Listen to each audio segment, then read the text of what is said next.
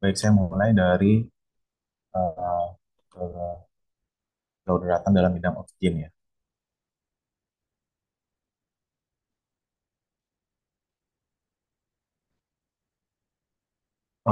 Sebenarnya kegawat daruratan di bidang oksigen itu ada banyak ya. Cuman saya akan mungkin yang akan sering ditemui gitu ya, yang saya sampaikan di sini.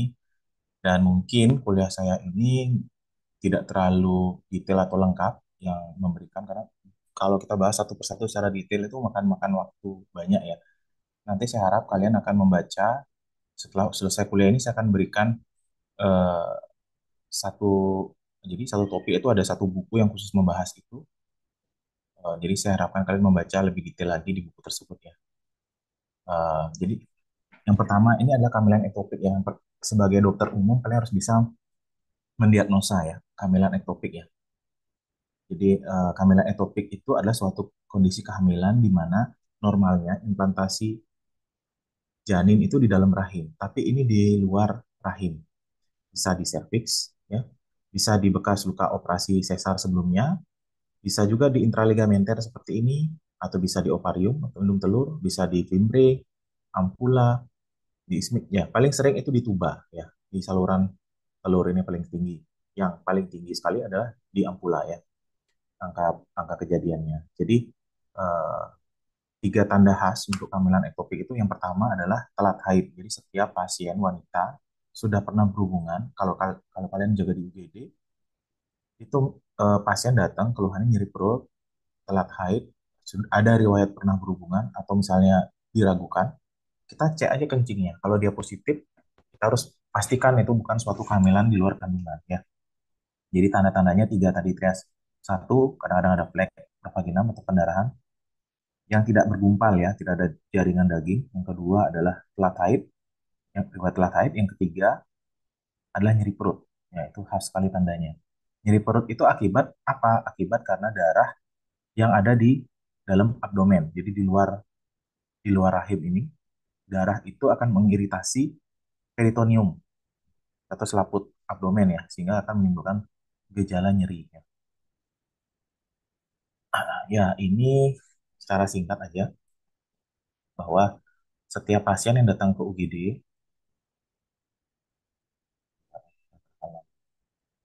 ya setiap pasien yang datang ke UGD itu kalau ada keluhan nyeri perut, pendarahan vaginam atau telat haid, kita harus cek kencingnya. Kalau positif, kita nilai kemungkinan dia suatu hamil ektopik ya. Kita nilai kondisi hemodinamiknya stabil atau enggak stabil. Nah, kalau dia stabil, kita lakukan pemeriksaan USG transvaginal, itu idealnya. Nah, ini berarti kita harus konsul ke dokter SPOG ya, untuk melakukan pemeriksaan tersebut. USG transvaginal itu tujuannya untuk mengeksklusi apakah ini hamilnya di dalam atau di luar kandungan. Kalau dia ternyata hamil di dalam kandungan, berarti kemungkinan dia keguguran, ancaman keguguran. Bisa jadi abortus iminen, insipien, dan seterusnya. Nah, kalau misalnya nggak jelas didapatkan, opsinya ada dua. Kita lakukan pemeriksaan serum beta HCG atau kita lakukan langsung laparoskopi diagnostik ya, laparoskopi diagnostik. Tapi tentu laparoskopi diagnostik biayanya juga ya, ya terkait biaya ya, dibandingkan dengan pemeriksaan beta HCG ini sekitar 1 juta.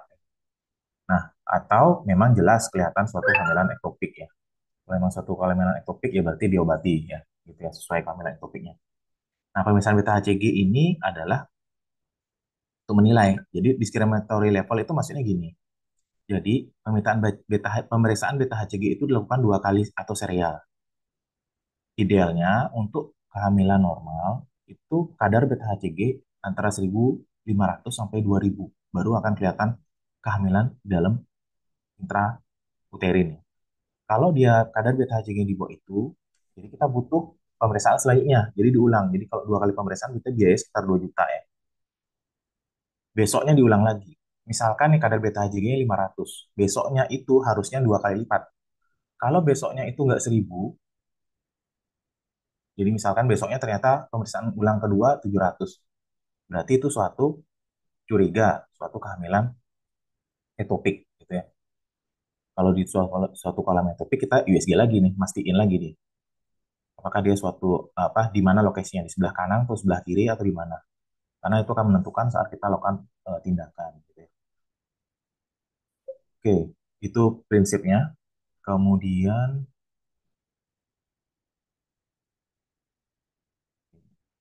yang kedua ya, prolaps tali pusat. Jadi sebenarnya prolaps tali pusat itu sebenarnya ada dua ya, yang okul atau apa namanya, yang eh, ter apa ya istilah bahasa Indonesia okul itu artinya eh, tidak jelas kelihatan gitu ya, atau yang benar-benar jelas kelihatan. Jadi biasanya kalau yang overt ini artinya dia udah pecah ketuban, nonjol keluar ke tali pusatnya. Tapi ada juga yang ketubannya masih utuh, tapi itu kita raba occult namanya. Jadi kita raba ini kayak tali pusat nih, itu. Jadi itu ada dua jenisnya. Nah, secara prinsip kalau kalian ketemu eh, prolaps tali pusat, ya itu yang kalian kerjakan adalah mengecek denyut jantung janinnya dulu. Apakah eh, ada gangguan atau enggak gitu ya. Yang kedua adalah mendorong bagian terbawah dari eh, apa? Jadi, nah gini, nih, kayak gini. Ini tali pusat nih. Ini tali pusat. Ini, nah kalau ini nih, ini occult namanya. Jadi masih masih utuh ya tali selaput ketubannya. Ah, yang ini occult nih. Nah kalau ini overt, jadi kelihatan jelas ya tali pusat nih di sini.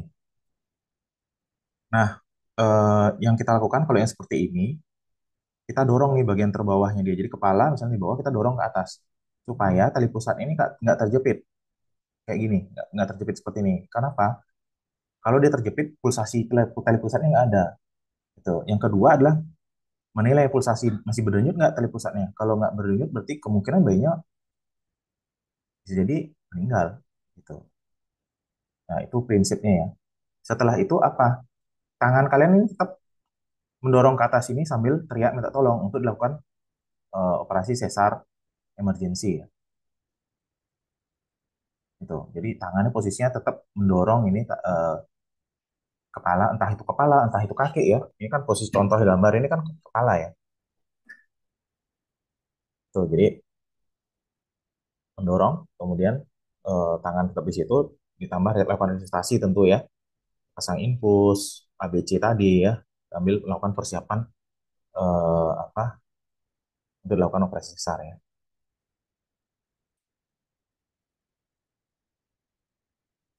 Ya, mungkin kadang-kadang kita juga bisa mengisi bladder. Kenapa kita mengisi kandung kencing? Karena harapannya supaya kepalanya nggak turun. Karena kalau kepala terisi, apa air kandung kencing itu terisi penuh, kepala tuh nggak bisa turun. Jadi kepala nggak bisa menekan tali pusat ya. Oke, nah ini salah satu metode untuk ini ya, yang tadi saya sampaikan. Jadi tangan ini tetap di dalam sini sambil kita periksa dalam, kita ternyata lihat ada tali pusat raba, ya kita dorong kepalanya ke atas supaya nggak kejepit nih tali pusatnya. Bisa kita tambahkan apa, kita isi kandung kecilnya dengan NaCl 500 sampai 1000 gitu, atau ibunya kita suruh posisi nungging kayak gini ya. Dan segera lakukan operasi sesar ya. Gitu. Oke, nanti bisa dibaca. Kemudian yang ketiga adalah pendarahan antepartum ya. Jadi kalau pendarahan antepartum ya secara definisi adalah pendarahan di atas 20 minggu. Kenapa sih? Pertanyaannya, kenapa harus 20 minggu? Kan gitu. 20 minggu ini sebenarnya karena usia kehamilan segini, 18 sampai 20 minggu itu eh, plasenta ari-ari itu sudah terbentuk dengan sempurna gitu. Jadi antepartum ini kan berkaitan dengan ari-ari ya, pendarahan dengan ari-ari. Jadi kalau misalnya di bawah itu kita kita belum bisa pastikan apakah itu fix karena ari-ari posisinya atau gimana. Nah, pendarahan antepartum ini dibagi dua lagi ya secara umum ya.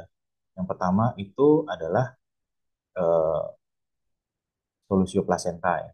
Nah, solusio plasenta itu atau abruption ya, itu kondisi di mana plasentanya itu lepas dari tempat implantasinya. Jadi separasi dia. Atau yang kedua itu plasenta previa. Jadi plasenta yang letaknya di bawah mendekati cervix ya, atau ostium uteri interna. Jadi prinsipnya yang kalian perlu pahami bahwa antepartum hemorrhage atau pendarahan antepartum itu terjadi di usia setelah usia 20 minggu. Kalau di bawah itu kita sebut dengan keguguran ya. Penyebabnya kita belum bisa pastikan itu plasenta, itu intinya. Karena makanya kita pakai di 20 minggu ke atas. Oke. Nah, secara prinsip gitu ya, kalau kalian ketemu plasenta, jadi gejala selusio plasenta itu ya udah pasti nyeri ya, nyeri perut yang hebat ya, karena ada iritasi kan, yang tadi saya sampaikan. KET itu darah di dalam rongga perut pasti bikin iritasi, nyeri. Ini juga placenta eruption atau selusio plasenta ada darah di dalam dinding abdomen, bikin nyeri juga karena akan menimbulkan iritasi terhadap peritoneum ya. Nyeri pasti. Yang kedua, keluhannya itu kalau masih ringan, lepasnya, mungkin denyut jantung janinnya masih ada. Kalau misalnya berat, lepasnya udah banyak, bisa jadi denyut jantungnya nggak ada, denyut jantung janinnya nggak ada. Nah, yang perlu dievaluasi pertama kali adalah kondisi ibu dulu. Jadi apa? Kondisi ibu itu secara hemodinamik, tensi nadi gitu ya, hipotensi atau enggak gitu ya, shock atau enggak. Kalau dia shock, lakukan resusitasi, langsung persiapan untuk lakukan sesar ya. Nah, kalau misalnya kondisi ibunya stabil gitu ya. Kalau kondisi ibu stabil, ya kita lakukan USG ya, USG atau lakukan CTG ya, atau rekam denyut jantung janin. Kalau denyut jantung janinnya itu ada gangguan, ya berarti kita lakukan sesar juga ya.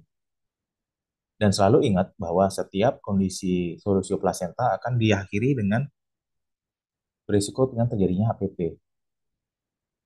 Karena udah ada pendarahan sebelumnya, kontraksi nggak bagus, bisa atonia, bisa juga ruptur akhirnya apa namanya rahimnya, ya itu juga berisiko untuk jadi HPV. Nah, kalau kondisi bayi bagus, kita lakukan pemeriksaan dalam. Sebenarnya kita juga pastikan juga dengan USG ya, dengan USG, karena kita mau lihat ini plasentanya solusio atau lepas, implantasi normal yang lepas atau dia plasenta previa ya. Jadi itu kita pastikan. Nah, kalau dia memang benar ini suatu plasenta solusio gitu dengan baru kita lakukan USG apa lakukan pemeriksaan dalam untuk menilai pembukaan. Ya, bukaannya udah mendekati lengkap atau enggak. Kalau 8 cm ke atas kita percepat bukaannya supaya jadi lengkap. Kalau dalam 2 jam nggak bisa lengkap dia bukaan 8 cm, kita lakukan sesar juga. Nah, kalau misalnya bukaannya 8 cm ke bawah, 6 cm, 4 cm, dan sebagainya, itu udah jawabannya sesar. Gitu. Kita nggak bisa pertahankan. Nah, per- pertanyaannya tentu, dok, kalau misalkan bayinya belum viable, belum 37 minggu, kita apakan? Itu tergantung juga sekali lagi dengan derajat solusionya seberapa. Kalau lebih dari 30% ya kita lahirkan, berapapun usianya. Kalau di bawah 10 sampai 5 sampai 10%, mungkin kita bisa konservatif dengan observasi. Berikan obat-obatan, misalnya asam tranexamat untuk mencegah pendarahan, kita observasi apakah bertambah atau enggak. Kita evaluasi.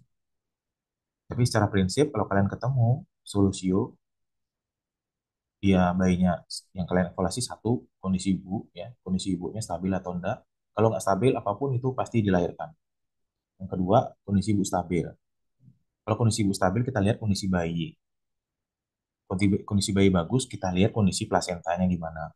Apakah plasentanya lepasnya lebih dari 30% atau kurang 5-10%. Kalau lebih dari 30%, kondisi bayi stabil, lihat pembukaannya. Pembukaan persalinannya gimana. Kira-kira dalam 2 jam bisa lahir nggak? Kalau nggak bisa lahir, kita lahirkan sesar juga. Kalau bisa lahir dalam 2 jam, kita cepat untuk persalinan pervaginam. Bisa dengan bantuan alat, ya. Bisa dengan vakum, bisa dengan forceps. Seperti itu. Itu prinsip ya. Nanti lebih lanjut kalian baca.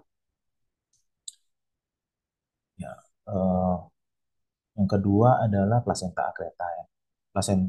Placenta previa sebenarnya. Placenta previa ini dibagi lagi yang lebih berat.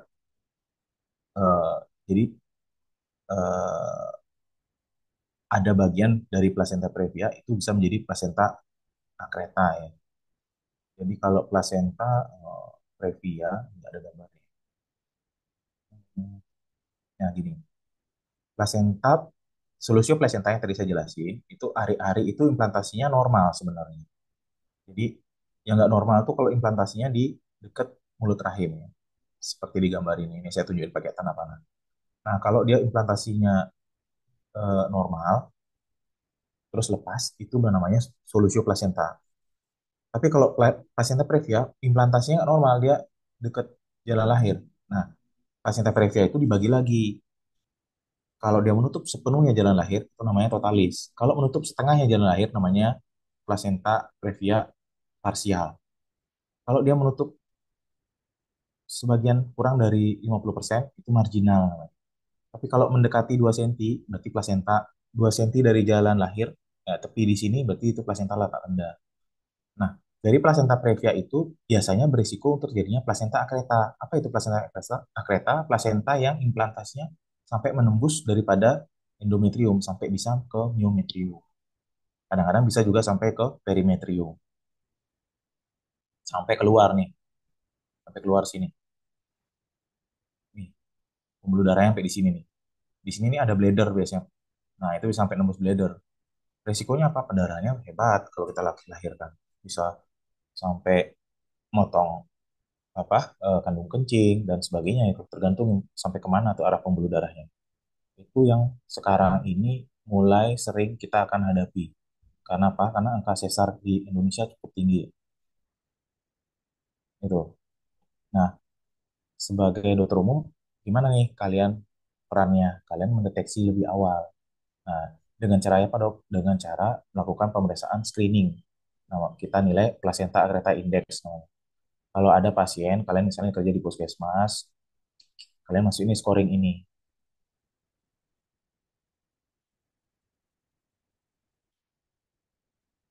Ya, masukin scoring ini. Ini ada parameternya. Misalnya sesarnya berapa kali gitu ya, skornya 0. Kalau sesarnya lebih dari 2, skornya 3 dan selanjutnya ya. Kalau nilai scoringnya itu di atas 3, berarti kalian udah curiga itu plasenta akreta. Jadi kalian segera konsul untuk dilakukan USG evaluasi.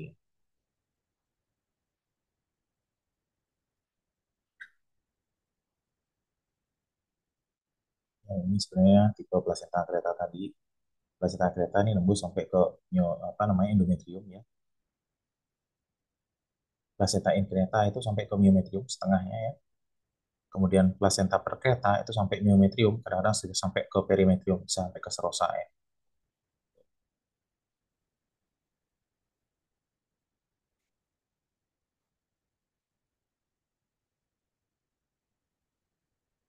Nah, kemudian kita bahas tentang ya HPP ya.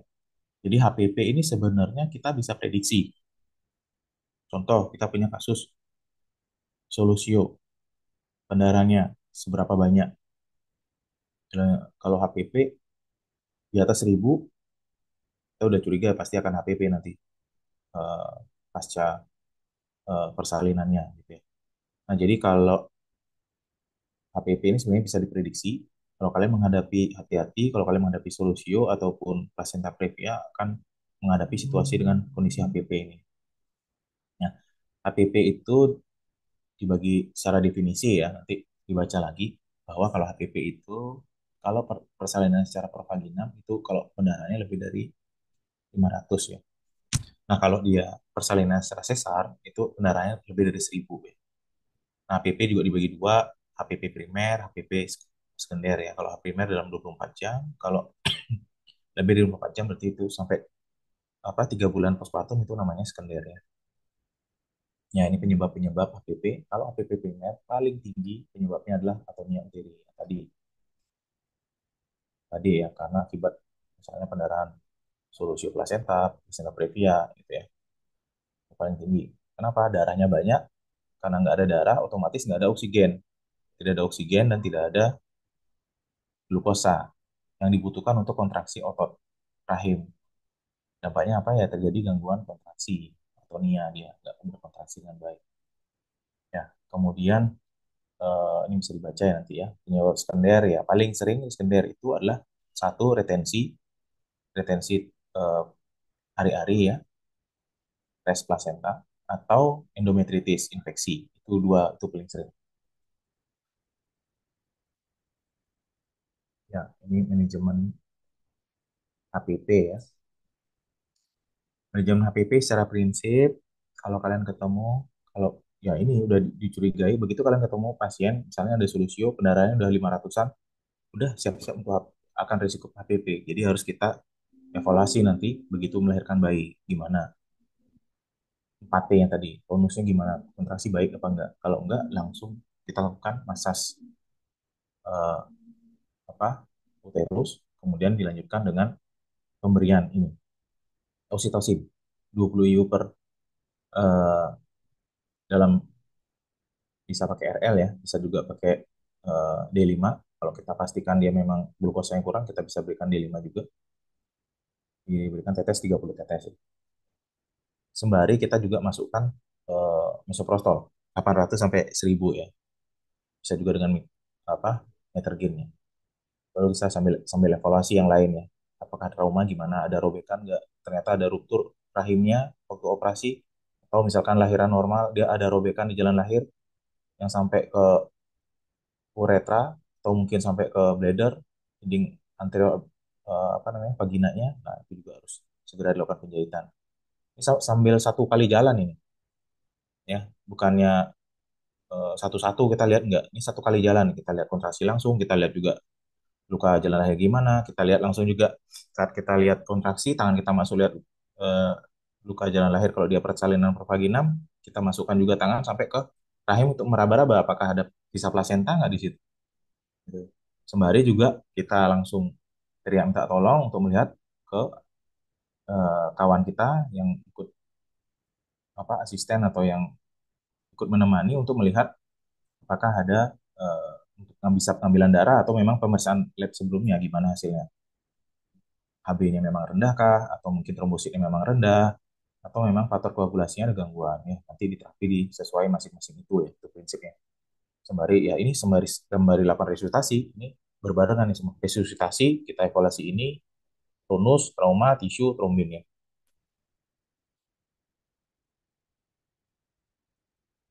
Ya, ini adalah ya ini yang sekunder ya, tampaknya yang sekunder ya. Yang sekunder kita lihat stabil atau enggak ya. Secara prinsip sekunder itu dua hal tadi yang saya bilang. Kita evaluasi. Kita lakukan USG untuk melihat USG transvaginal tentunya. Ya, ini kalian udah pasti ya kompetensinya mungkin harus konsul ya ke dokter spesialis ya untuk mengevaluasi USG transvaginal. Kita melihat ada sisa produk konsepsi nggak di sana dan apa butuh juga pemeriksaan darah juga ya untuk melihat apakah ada infeksi ya karena endometritis tadi. Kemudian selanjutnya ini eklamsi ya. Eklamsi itu adalah kejang dalam kehamilan. Jadi setiap kalian ketemu ibu hamil kejang, kalian duga itu eklamsi. Sampai kalian eh, menemukan pemeriksaan yang bisa mengeksklusi itu suatu eklamsi. Contohnya setelah kita lakukan CT scan ternyata dia atau kita lakukan MRI ternyata dia atau EEG ternyata dia itu kejangnya karena epilepsi gitu misalnya. Atau ternyata itu kejangnya karena tumor otak. Nah, itu. Tapi kalau belum ada pemeriksaan mendetail seperti itu, kalau ya, ibu hamil kejang pokoknya itu eklamsi gitu ya. Jadi kalau ketemu seperti itu langsung masukkan MgSO4. Seberapa banyak MgSO4-nya? 6 gram. 6 gram atau itu kalau satu vial isinya 25 cc, kalian berikan eh, sorry 4 gram ya. 10 cc-nya kalian berikan. 10 cc-nya itu diencerkan eh, dalam 20 menjadi 20 cc ya. Karena itu panas kalau dimasukkan langsung intravena. Jadi masukkan secara perlahan-lahan selama 30 menit. Setelah itu sisanya 6 gram atau 15 cc-nya itu dimasukkan ke dalam RL baru diberikan tetes 30 tetes ya. Jadi apapun ketemu kejang dalam kehamilan, pokoknya itu eklamsi. Sampai bisa dilakukan pemeriksaan untuk memikirkan itu eklamsi. Kita nggak lihat dia berapa tensinya apa, kalau ketemu kejang udah hamil, udah eklamsi langsung suntik MG4. Gitu ya.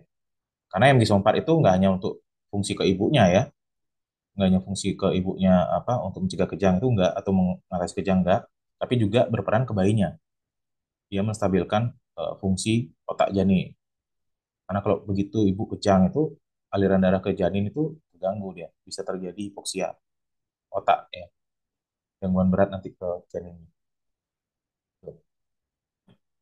Nah, baru kita lakukan pemeriksaan. Setelah kita itu baru kita lakukan tensi gitu ya, berapa tensinya. Nah, secara umum pasien dengan eklamsi itu akan kita lihat usia kehamilannya, dia teram atau enggak ya, karena akan menentukan mode persalinannya. Kalau dia eh, setelah kalian berikan MG Sumpah tadi, baru kita evaluasi usia kehamilan teram atau enggak. Kalau dia belum viable, ya kita harus apa pasti kalau dia kejang ya kita harus lahirkan ya bayinya gitu ya. Nah, modenya seperti apa? Jadi kita lakukan pemeriksaan dalam nantinya. Apakah ada pembukaan atau enggak? Kalau misalnya ada pembukaan, dia misalnya bukaannya lengkap, berarti kita lahirkan. Kalau dia bukaannya belum lengkap atau ada atau apa eh, sama sekali nggak ada bukaan gitu ya, ya kita lakukan persalinan secara sesar ya. Itu.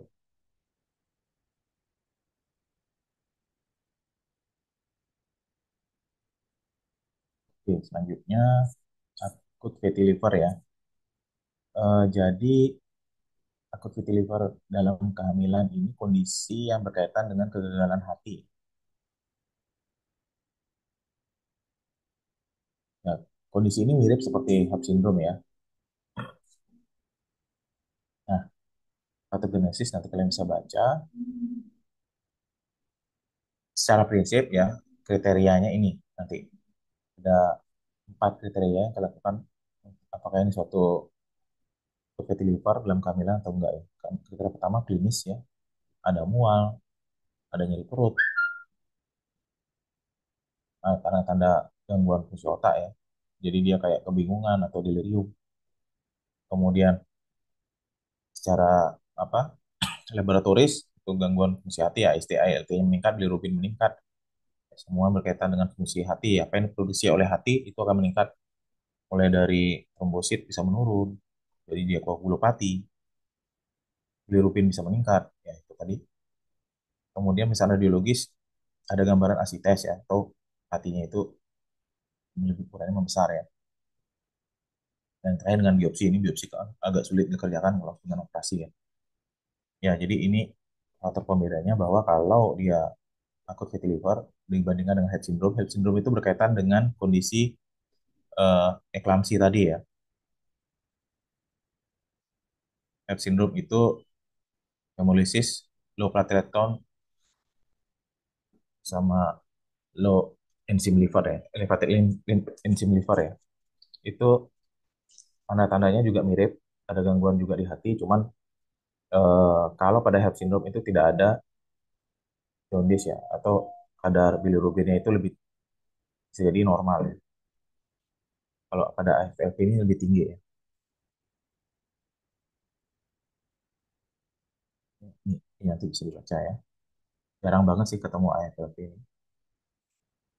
Secara prinsip manajemennya ya kita lihat kondisi kehamilannya gimana, ateram atau enggak, kondisi janinnya juga gimana. Kalau dia memang kondisinya sudah ateram dan kondisi janinnya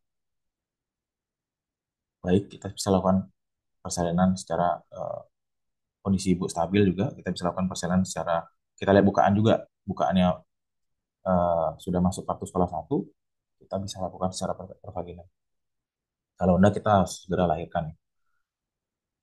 Kemudian selanjutnya eh, ini masalah di jantung ya. Jadi kalau di jantung, kalau kalian ketemu kehamilan di jantung, itu persalinannya butuh tim ya sebenarnya. Ada tim di situ kardiologi, ahli intensif ya, dan juga neonatologi ya. Ini 3 kelainan jantung yang paling sering akan kita hadapi sebenarnya: akut heart failure, peripartum, kardiomyopati. Ini agak jarang akut miokardial infark. Dua ini yang paling tinggi ya, akut heart failure atau peripartum. Jadi kalau kalian ketemu pasien dengan kelainan jantung, kita harus lihat risikonya nih, kelas satu, kelas 2, kelas 3, kelas 4. Kelas 4 ini yang nggak boleh sama sekali hamil. Kelas satu boleh hamil dengan monitor oleh SPOG. Kelas 2, kelas 3 hamil monitor dengan konsultan keto maternal dan ahli jantung ya, dokter jantung. Ini jenis-jenis apa kelainan jantungnya yang masuk kelas satu, apa kelas 2, kelas 3 ya. Kelas 4, yang kelas 4 ini yang paling gampang diingat ya. Satu itu hipertensi pulmoner ya. Kalau udah ada gambaran hipertensi pulmoner, nggak boleh hamil deh. Kenapa? Karena berisiko sesak dia. Sesak yang berat bisa sampai NIHA kelas 4 ya.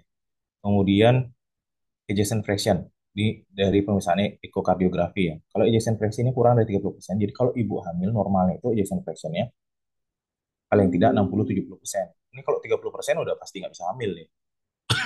Nggak boleh hamil. Jadi cardiac output aja kurang dari 30%. Gimana dia bisa memberikan makan ke bayinya? Dirinya sendiri aja kurang ya. Ya, jadi ini setelah kalian lakukan stratifikasi tadi, kelas satu, kelas 2, kelas 3, kelas 4. Kalau kalian ketemu yang kelas 3, 4, langsung refer. Itu harus butuh keputusan dari tim ya. Di rumah sakit tertier ya, rumah sakit tingkat 3 ya. Kalau yang kelas 2, ya sama juga di refer, tapi nggak harus segera. Jadi rujukannya itu bisa poliklinis ya. Kalau ini rujukannya langsung ke UGD. Ketemu langsung kirim ke UGD. Kalau ini rujukannya lewat poliklinis, nanti masuk ke poli dia. Harus tapi poli yang rumah sakit tipe A ya. Nah, kalau ini bisa rujukan poliklinis masuk ke rumah sakit tipe B. Ketemu dulu sama dokter kandungan, nanti dia cek apakah ada masalah atau enggak, baru ke sini ya. Rujuk lagi. Kalau enggak dia bisa masih tangani, yang masuk tipe satu ya itu bisa ditangani di rumah sakit tipe B ya. Nah, kalian nanti di apa di tingkat dasar itu tanda-tanda yang harus kalian nilai penting ya. Satu, gangguan pernapasan. Kalau dia saat istirahat dia udah ngos-ngosan ya. Hati-hati nih, jangan-jangan gagal jantung. Atau dia kalau tidur itu harus pakai lebih dari 4 bantal ya, baru bisa mendingan. Nah, itu juga denyut jantung ya, ini bisa dibaca ya semua. Kalau kondisi seperti ini kalian dapatkan, jangan ragu-ragu untuk langsung rujuk ya. Nah, kalau misalkan di tingkat basic atau puskes satu kalian ketemu ada pasien hamil apa riwayat ada penyakit jantung juga kita rujuk ya. Ya, secara prinsip kalau udah ini nggak usah dibahas ya kayak ini ya. Nah, ini secara prinsip kalau kalian ketemu pasien dengan masalah di jantung, kalau dia belum matang usia kehamilannya ya kita matangkan. Tentu kita akses juga tadi yang cuman jangan cuman kalian berpikir oh ini bisa lanjut atau enggak nanti diputuskan oleh tim ya. Dia masuk kelas berapa gitu. Kalau dia masuk kelas 3 atau kelas 4 usia kehamilan berapapun itu dia di stop sebaiknya, dihentikan karena akan mengancam nyawa. Tapi kalau dia masih mau mempertahankan ya itu keputusan pasien lagi. Tapi kalau yang kelas satu dia masuk ya bisa kita lanjutkan. Jadi kita nggak bisa mentok pakai pakai pakai bagan ini ya. Maksudnya berpikir bahwa apapun itu gagal jantungnya bisa lanjut itu enggak. Cuman kita harus lihat dulu nih dia masuk WHO kelas berapa tadi. Misalkan nih kalau yang kelas satu misalkan ya mungkin kita bisa pantau lagi lebih lanjut. Bayinya belum viable atau sudah viable ya. Kalau sebelum viable tergantung kelas NIHA-nya juga ya. Jadi ada dua, kelas WHO untuk menentukan diagnosa penyakitnya, kelas NIHA untuk melihat kondisi ibunya. NIHA, nanti kalian baca NIHA, NIHA, NYHA gitu ya, nanti ketik NIHA itu ada 4 kelas, nanti di buku yang saya berikan juga ada di situ eh, kelas berapa dia ini masuknya. Kalau misalnya WHO kelas satu tapi NIHA-nya kelas 4 ya itu nggak bisa juga dipertahankan itu. Ya, itu harus dilahirkan, karena dia kondisi ibu, walaupun penyakitnya ringan, tapi kondisi ibunya udah berat, nggak bisa ngapa-ngapain, itu nggak bisa dipertahankan ya secara prinsip. Jadi dua, dua, dua itu yang dinilai. penyakitnya sendiri, masuk golongan WHO kelas berapa, dan kondisi ibunya dari NIHA tadi. Sepsis ya, nanti ada scoring sepsis ini, obstetric modified coaxial organ failure ini ya. Nanti kita skor ini kita lihat dari tekanan darah, respiratory rate, dan kesadaran mental ya. Cepat kita bisa lihat, oh ini sepsis apa enggak nih kondisi ibu nih, gitu. Jadi dari scoring ini kita bisa langsung tentukan.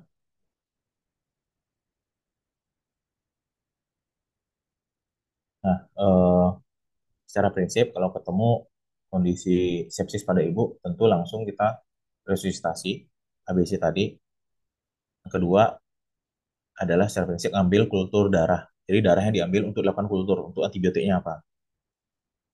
Yang kedua, ambil darah untuk lakukan pemeriksaan eh, analisa gas darah. Ya. Dia sudah mengalami asidosis atau enggak. Yang ketiga adalah pemberian antibiotik. Itu prinsip. Kemudian selanjutnya emboli air ketuban. Ini juga kadang-kadang akan kita temui. Emboli air ketuban ini kondisi yang cepat sekali untuk mengarah ke kematian.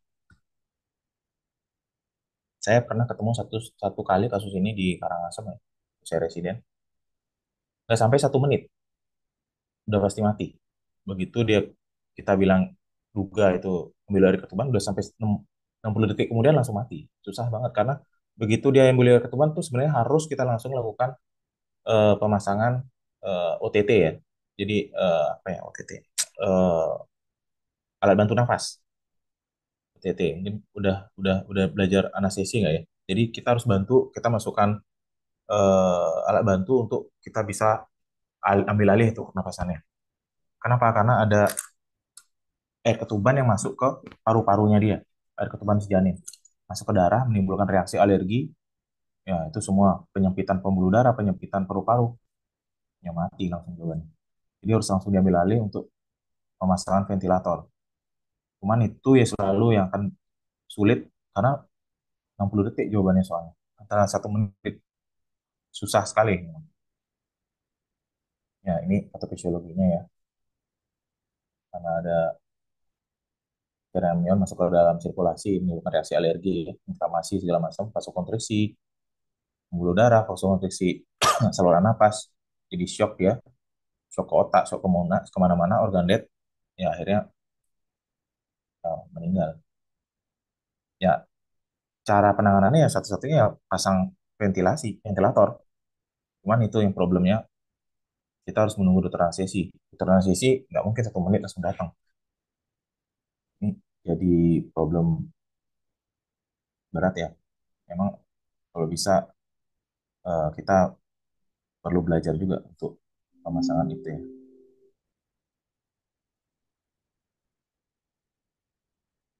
Ya ini harus immediate kardiopulmonary resusitasi pasang ventilator tadi. Jadi kalau bisa kita pasang itu mungkin bisa selamat ya. Sama ini sih saya ketemu satu kasus itu ya meninggal ya, nggak selamat ya. Saya belum pernah lihat yang selamat ya seperti dalam textbook ini. Ya tentu penanganan kalau masih bisa dia kita melakukan masang ventilator ya manajemen koagulopati tadi karena reaksi itu kan reaksi alergi ini tadi. Jadi kita berikan juga obat-obat anti alergi gitu ya, dexamethasone segala macamnya. Oke. Hmm. Nah, kita lanjut ke kegawatan di bidang ginekologi ya. Sebelumnya saya bahas dulu tentang siklus menstruasi karena ini berkaitan di situ. Jadi siklus menstruasi itu sebenarnya dua organ ya yang berpengaruh ya. Yang pertama itu adalah ovarium yang akan mempengaruhi perubahan folikel. Folikel itu adalah eh, suatu cangkang gitu ya di dalam ovarium yang di dalamnya ada sel telur atau oosit yang titik-titik ini. Jadi ovarium akan mempengaruhi perkembangan folikel ini, sedangkan endometrium atau rahim itu akan berkembang dalam penebalan dinding rahim. Nah, folikel ini setiap 3 bulan itu akan berganti. Jadi wanita itu eh, mulai dari dia begitu lahir itu mempunyai sekitar 2 juta ya, 2 juta sel telur. Tapi dari 2 juta sel telur itu ketika dia udah mencapai pubertas itu hanya akan bertahan paling tidak hanya sekitar 500 150 sampai 500 ribu ya. Nah, dari 150 sampai 500 ribu itu yang akan mengalami ovulasi hanya sekitar 300 sampai 500 oosit ya. Jadi sedikit. Sisanya kemana? Sisanya mengalami apoptosis, kegagalan, nggak bisa berkembang. Nah, tiap bulan itu akan mengalami perubahan. Jadi, istilahnya, 3 bulan pertama baris pertama maju. 3 bulan selanjutnya baris pertama itu hilang, apoptosis, maju lagi baris kedua. Muncul lagi folikel-folikel baru. Gitu ya. Nah, selama 3 bulan itu, tiap bulan akan hanya berkembang sekitar 1.000 folikel itu, tapi cuma satu aja yang berhasil untuk ovulasi. Jadi ada 1.000 folikel yang berkembang seperti ini, tapi cuma satu yang berhasil mencapai tahap ovulasi ini. Nah, kenapa bisa berkembang folikel ini? Karena ada hormon yang dihasilkan oleh otak, yaitu hormon FSH ini. FSH ini akan perlahan akan mengalami peningkatan. Nih, speak dia sampai di sini. Ketika dia capai puncaknya ini, akan terjadi ovulasi. Nah, di satu sisi, ketika FSH ini merangsang pertumbuhan folikel, folikel ini kan menghasilkan hormon estrogen. Nah, di sini dia hormonnya. Makanya ovarian hormon ya. Hormon dihasilkan oleh ovarium. Estrogennya akan meningkat. Dampaknya kemana? Dampaknya ke endometrium dinding rahim. Estrogen di sini meningkatkan terjadinya pertumbuhan daripada jaringan endometriumnya, yang pars fungsionalnya. Jadi bagian yang fungsional ya. Jadi endometrium itu ada dua bagian. Pars fungsional yang akan tumbuh degenerasi lagi, dan pars basal, bagian yang basal. Di pars ini akan tumbuh. Nah, ketika mencapai puncaknya kadar FSH, kadar LH juga akan mencapai puncaknya, karena FSH ini akan membentuk LH. LH ini luteinizing hormone, jadi berfungsi untuk menimbulkan terjadinya ovulasi. Ovulasi, keluar nih sel telurnya. Nah, di sini juga estrogen ini puncaknya turun dia kemudian. Kenapa? Karena LH ini yang menghalangi pembentukan estrogen. Udah rusak nih sel folikel tadi, udah rusak ini jadi korpus luteum ya. Dari korpus luteum itu dia hanya akan menghasilkan progesteron. Progesteron ini yang berfungsi untuk menimbulkan fase sekresi di sini. Gitu. Kenapa? Karena untuk mempersiapkan implantasi daripada kalau sel telur ini berhasil dibuahi. Kalau sel telur ini nggak berhasil dibuahi, maka fase progesteron yang dihasilkannya akan berhenti. Kenapa bisa berhenti? Karena sel telur ini tidak berhasil dibuahi, tidak terbentuk embrio. Embrio itu menghasilkan hormon. Hormon yang berfungsi untuk mempertahankan korpus luteum ini. Karena korpus luteum ini nggak bertahan, nggak terbentuk embrio tadi, maka terjadi degradasi daripada endometrium, jadi menstruasi. Terus berulang nih, selama 3 bulan nanti terbentuk lagi folikel baru lagi. Folikel yang selama 3 bulan berlalu itu nggak kepakai lagi, dia akan ada folikel baru lagi selama 3 bulan ke depan, seperti itu. Nah, dari sinilah mulai muncul gangguan nih kalau ada masalah di sini, misalnya masalah perkembangan folikel, nggak terbentuk nih folikelnya, otomatis estrogennya juga nggak terbentuk sempurna. Dampaknya apa? Ini juga nggak menebal sempurna. Dampaknya apa? Haidnya jadi terganggu, bisa jadi mundur, bisa sampai 1 atau 2 bulan, karena kan belum belum ada penebalan yang sempurna ya. Seperti itu. Atau misalkan folikelnya berkembang lebih-lebihan ya, lebih cepat, ini lebih cepat, ini lebih lebih cepat penuh, ya bisa juga menstruasinya lebih banyak ya. Nah, dari situ kita bicara. Jadi kalau gangguan pendarahan ya, jadi kalau apa, ada pasien datang dengan gangguan menstruasi, ada riwayat telat haid, yang tadi kita berpikir lagi, yang slide pertama tadi, apakah dia hamil atau enggak. Nah, dia kan hamil di luar kandungan, atau misalnya eh, keguguran. Kalau hasilnya negatif, baru kita berpikir, oh, gangguan menstruasi. Gangguan menstruasi itu kita harus singkirkan dulu dua hal. Apakah karena struktural, gangguan di uterus, atau yang non struktural, bukan gangguan di uterus ya. Gangguan di uterus itu kita bagi lagi, jadi singkat PAM ya. Apakah ada polip, ada adenomyosis ya, nanti baca apa itu adenomyosis, leomioma atau mioma uteri, atau suatu hiperplasia pertumbuhan penebalan berlebihan ya di rahim, atau suatu kondisi yang tidak berkaitan dengan gangguan daripada rahim. Ini di rahim nih masalahnya.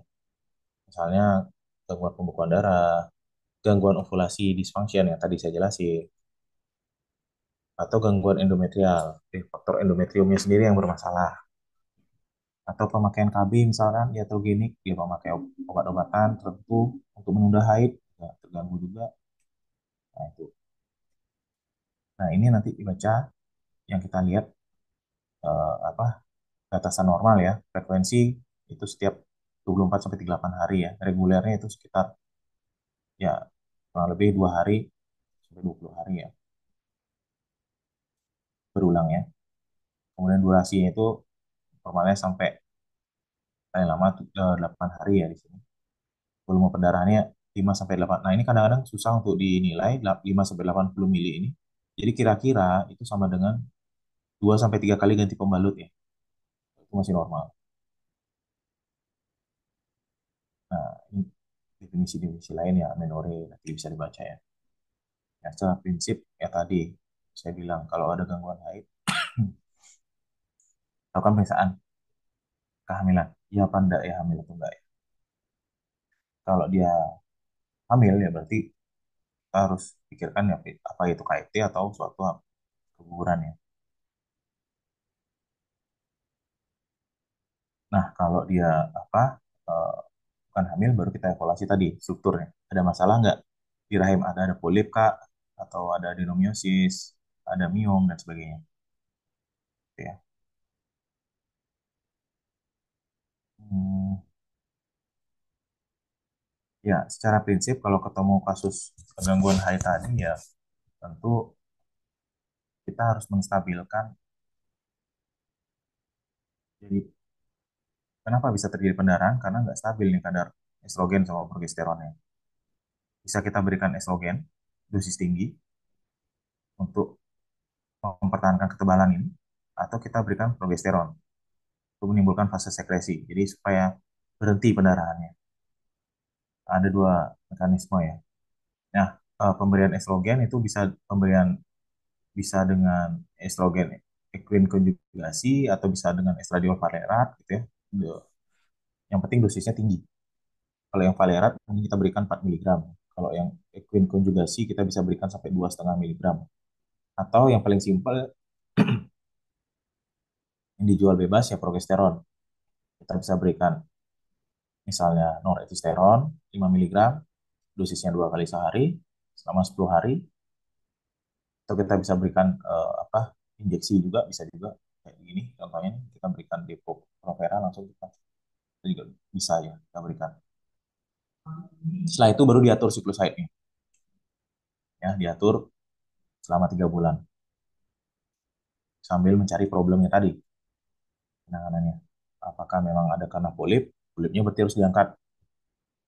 Kalau memang karena miom, miomnya harus diambil. Kalau ada adenomyosisnya harus diterapi. Kalau karena hanya gangguan ovulasi, berarti dibuat swab supaya bisa ovulasi. Oke, berikutnya tentang kista ya, torsi kista. Jadi prinsipnya torsi kista itu sebenarnya kalau ada pasien keluar nyeri perut, kita periksa tadi kan hamil atau enggak. Ternyata enggak hamil. Kita tanyain riwayat sebelumnya, dia ada riwayat kista atau enggak? Atau kalau belum pernah dia pernah periksa, berarti kita sarankan USG. Kalian buat pengantar bisa USG. Kalau di UGD mungkin USG abdomen atas bawah ya. Tapi kalau misalnya ada dokter SPG praktek, kita konsul SPG untuk melakukan USG transvaginal ya, untuk melihat apa ada kista atau enggak. Gitu. Kalau dia ada kista, kemungkinan suatu torsi. Torsi kista itu kita bisa nilai satu dengan pemeriksaan ya. Tadi anamnesis tadi. Yang kedua dari pemeriksaan abdomen itu kita akan dapatkan nyeri tekan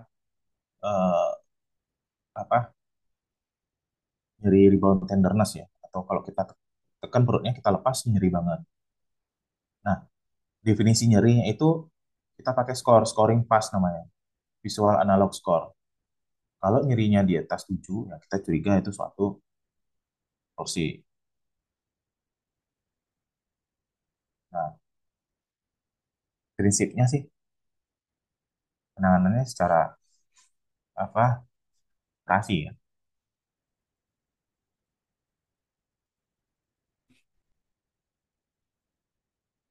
Jadi eh, kita lihat juga nanti ini apakah masih bisa dipertahankan. Karena kalau torsi itu kan berarti pembuluh darahnya sudah sampai mati itu, berputar dia. Mending telurnya gambarnya. Ya, jadi kalau dia sampai menimbulkan apa namanya kerusakan pada ovarium, ya berarti harus kita harus angkat ovariumnya. Tapi kalau masih bisa diperbaiki, berarti kita hanya lakukan kistektomi aja. Bisa kita perbaiki lagi. Ini yang terakhir OHSS ya. OHSS itu adalah kondisi kegawatan pada bidang fertilitas ya. Jadi kalau pasien-pasien yang menjalani program bayi tabung, ya kalau dia datang ke UGD keluhannya habis setelah dilakukan pengambilan sel telur atau misalnya sedang melakukan stimulasi ovarium, ternyata di keluhannya ada yang keluhan sesek, perutnya kembung, terus kadang-kadang juga apa mual muntah gitu ya. Yang lebih parah lagi bisa nggak sadar, nah, itu kita curiga jangan-jangan dia suatu OHSS ya, ovarian stimulation. Ya, ini pembagian klinisnya ringan, sedang, berat ya. Yang ringan itu gejalanya masih ringan, gangguan labnya nggak ada. Kalau yang moderate atau sedang itu gejala ringan, gambaran USG-nya kelihatan asites, dan mulai ada gangguan masalah di lab ya, hemokonsentrasi dan peningkatan WBC.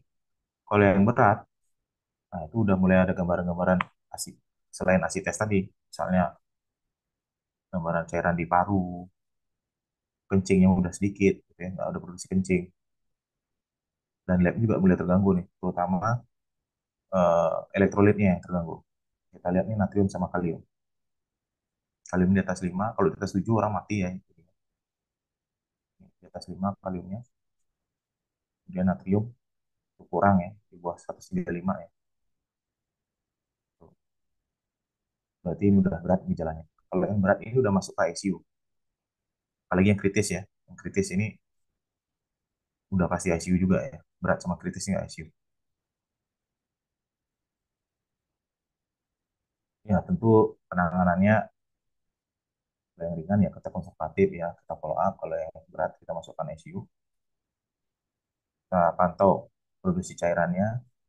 Kita perbaiki masalah yang labnya tadi. Kalau dia natriumnya kurang, kita kurangkan natrium. Kaliumnya berlebih, kita kurangi kaliumnya.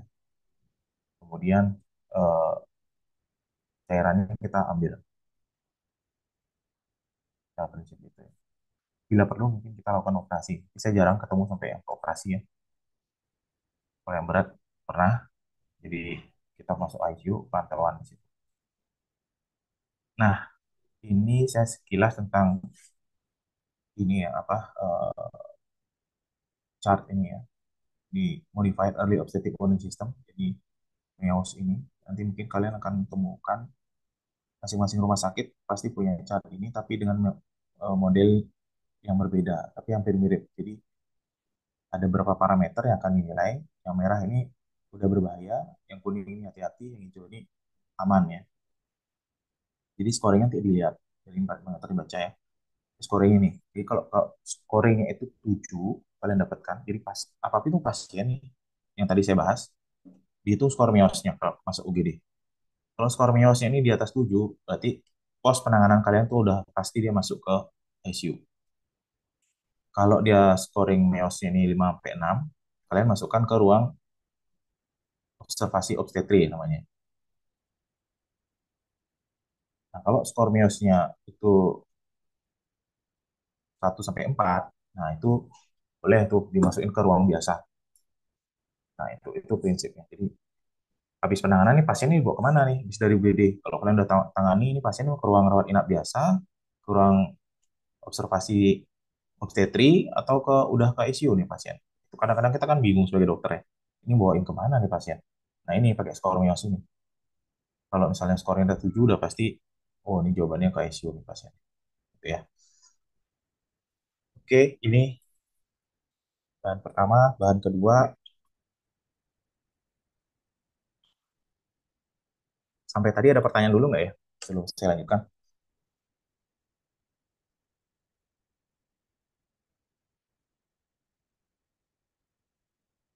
Nggak ada ya? Nggak ada pertanyaan. Oke, Mohon baik. izin dokter, sepertinya tidak ada yang bertanya, dok. Ya, jadi ini puerperium ya. Jadi puerperium itu kondisi ya, kondisi pasca melahirkan, pasca keempat sebenarnya. Jadi mulai dari keempat sampai 6 sampai 8 minggu ya. Setelah itu. Jadi apa yang karena terjadi pada fase puerperium? Satu, rahim itu mulai mengecil deh. Jadi yang ukurannya sebelumnya 3 jari di bawah processus epidiois, dia akan menurun sampai setinggi sepusat begitu melahirkan, habis melahirkan ya. Kemudian besoknya udah 2 jari di bawah pusat sampai turun ngecil ngecil dan seterusnya. Kemudian produksi lendir ya atau discharge. Di awal-awal dia akan keluar masih flek-flek merah ya, segar kadang-kadang coklatan gitu ya. Kemudian jadi dari coklat dia akan menjadi kuning, kuningan ya. Kuning baru kemudian putih atau lokia alba ya. Baru kemudian nggak ada keluar sama sekali. Itu bikin bertahan bisa sampai kadang-kadang 4 sampai 5 minggu ya pengeluaran lokia itu. Kemudian cervix ya, cervixnya nggak akan berubah bentuknya ya. Cervixnya dulu bentuknya bulat gitu, bisa gepeng untuk cervixnya. Kemudian fungsi ovarium ya. Fungsi ovarium itu maksudnya berkaitan dengan ovulasi tadi yang saya jelasin. Kalau dia apa menyusui itu hormon FSH tadi yang saya bilang itu akan tertekan karena ada hormon prolaktin ya yang keluar untuk memproduksi air susu. Nah, kalau dia misalnya nggak menyusui, maka FSH itu nggak tertekan, nggak dihambat oleh prolaktin. Jadi FSH yang tetap bisa keluar sehingga bisa terjadi ovulasi. Kapan? Paling cepat itu 4-5 hari dibilangnya disebutkan. Kemudian apa perubahan yang terjadi juga? Dinding perut mulai terbentuk striae, garis-garis itu. Itu kita bisa bedakan nih kadang-kadang pasien datang kontrol ngakunya hamil pertama, tapi kita lihat itu ada striae. Berarti itu pasti nggak mungkin hamil pertama, pasti hamil bisa dua atau selanjutnya ya. Jadi garis-garis hitam gitu ya di antara perutnya. Bisa lihat. Sistem jantung ya. Nah, sistem jantung itu biasanya itu kembali 2 sampai 3 minggu, tapi kadang-kadang sampai 6 minggu. Maka dari itu biasanya pasien-pasien dengan kelainan jantung itu kita akan evaluasi 3 sampai 6 minggu pasca persalinan. Nah, itu berkaitan juga dengan PPCM tadi nanti, peripartum kardiomyopati. Jadi mulai dari trimester 3 kehamilan sampai 6 minggu. 6 bahkan sampai 12 minggu ya pasca persalinan bisa terjadi gangguan jantung. Ya, sistem darah ya kadang-kadang memang BBC akan meningkat ya karena kenapa proses persalinan tadi menimbulkan inflamasi berat ya. Selain juga bisa karena luka operasi ya. Luka operasi kan menimbulkan peningkatan kadar leukosit juga untuk membersihkan debris darah ya. Atau luka di jalan lahir itu juga ya. Sistem ginjal ya. Sistem ginjal yang dulunya kerjanya berat akan kembali ke kondisi normal dalam 6 sampai 8 minggu ya. Nah, secara prinsip kalau kita mendapatkan pasien postpartum secara melahirkan normal gitu ya, paling tidak itu namanya selama 2 hari. Kalau dia hamil pertama ya. Kenapa? Hari pertama tuh dia penyesuaian untuk tahu cara merawat bayinya. Hari kedua baru bisa kita pulangkan. Tapi kalau dia misalkan sudah pernah melahirkan, ya dia udah pernah tahu cara merawat bayi, kita bisa pulangkan di hari pertama. Sesar pun juga sekarang udah seperti itu ya. Eh, Secara prinsip pasien itu bisa kita pulangkan kalau dia sudah bisa tahu cara merawat bayinya. Yang kedua, udah nggak ada keluhan lagi, baik itu kalau dia operasi, luka operasi ada masalah atau enggak, atau misalnya persalinan normal, luka jahitannya ada masalah atau enggak. Yang kedua, nggak ada tanda vitalnya baik ya. Jadi nggak ada keluhan eh, pusing gitu ya. Kemudian pendarahan vagina itu juga nggak ada. Jadi kita bisa pulangkan. Nah, komplikasi melahirkan itu ya tadi bisa primer terus kemudian ya terkait pendarahan tadi ya. Saya jelasin tadi ya. Jadi yang sekunder itu yang dua yang penting tadi bisa karena res placenta atau dengan endometritis ya.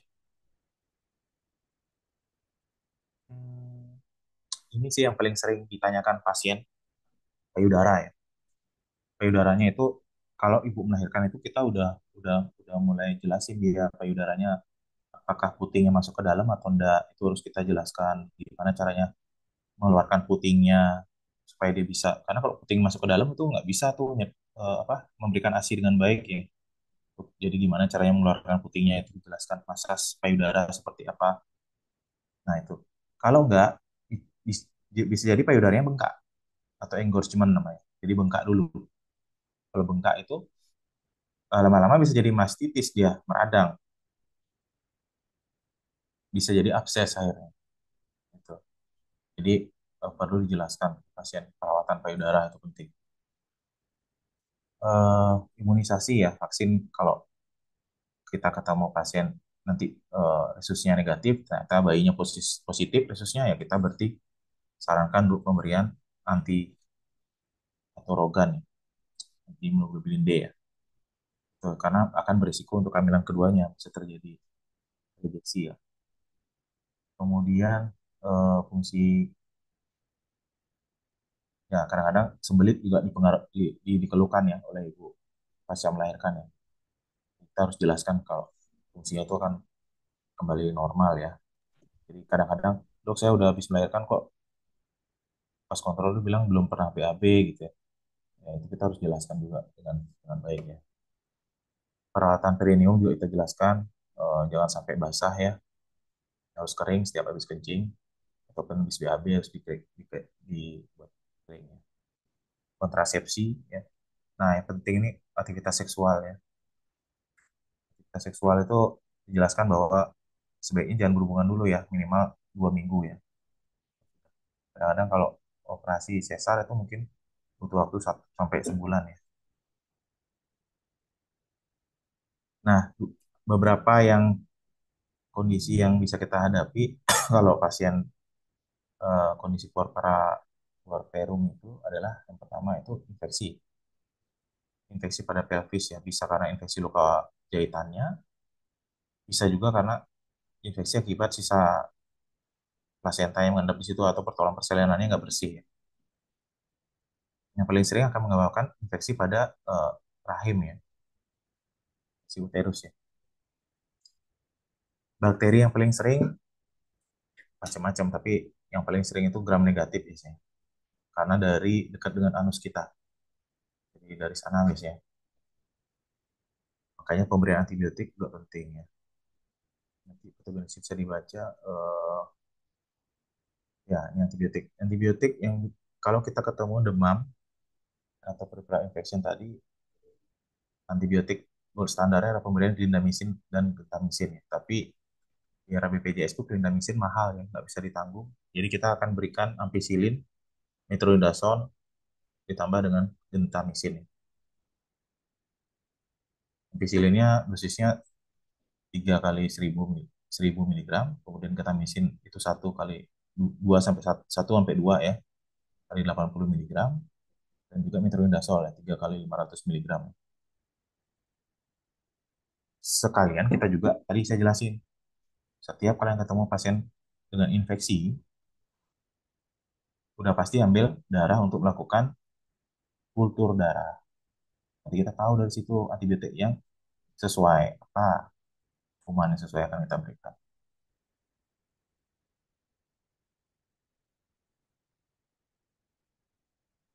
Nah, ini kalau infeksi di luka operasi ya, infeksi bisa di luka operasi sesarnya, bisa karena bisa juga di luka operasi luka episiotominya ya. Faktor risiko paling tinggi yang sering kan kita hadapi itu penyebabnya kan anemia dan perawatan luka yang nggak bagus ya. Jadi eh, apa hygiene pasiennya nggak bagus. Itu paling sering. Kalau yang kedua tuh anemia. Kalau kalian ketemu pasien anemia, hati-hati itu lukanya pasti nggak bagus. Yang ketiga diabetes, kencing manis itu hati-hati. Kalau kadar gula darahnya nggak terkontrol, pasti lukanya nggak bagus hasilnya. Ya ini dampaknya kalau dibiarkan ya bisa menjadi necrotizing fasciitis ya, bahkan sampai ke parametrial phlegmon ya. Parametrial phlegmon itu bengkak tuh parametriumnya. Jadi bengkak isinya abses nanah ya. Harus dikeluarkan kalau kondisi seperti itu. Hmm. Parametrium itu adalah daerah rongga begitu ya antara rahim dengan eh, sisi berdekatan dengan ovarium ya. Daerah situ bengkak, si nanah. Jadi harus dikeluarin si perineal ya. Ya secara prinsip untuk perawatan. Nanti perawatannya itu bisa setiap 3 hari, penyembuhan rata-rata 14 hari. Mulai dari kalian ketemu atau infeksi. Nah, breastfeeding tadi saya udah jelaskan ya. Breast endorsement nanti bisa dibaca. Oke, sampai sini ada pertanyaan dulu nggak? Udah selesai.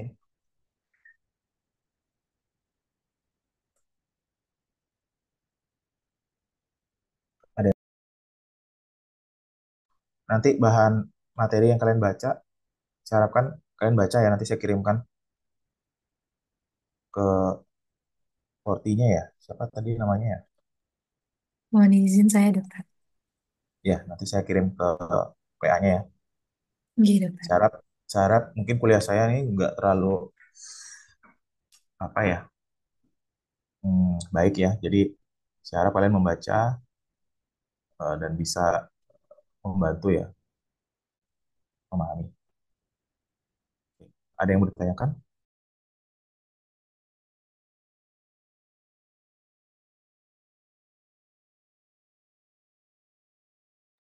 Mohon izin, dokter. Sepertinya belum ada yang bertanya, dokter.